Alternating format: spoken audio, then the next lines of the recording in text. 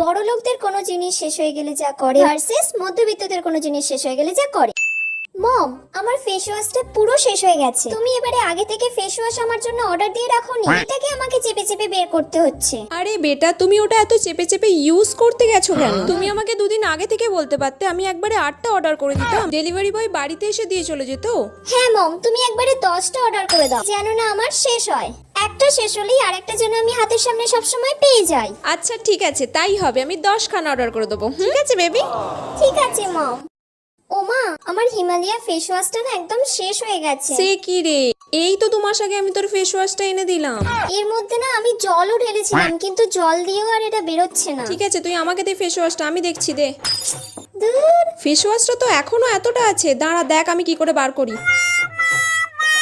দেখ এখনো কতটা ফেস ওয়াশ আছে, দেখ। এই ফেস ওয়াশটা তোর এখনো 2 সপ্তাহ চলে যাবে, 2 সপ্তাহ ধরে এটা চালাবে।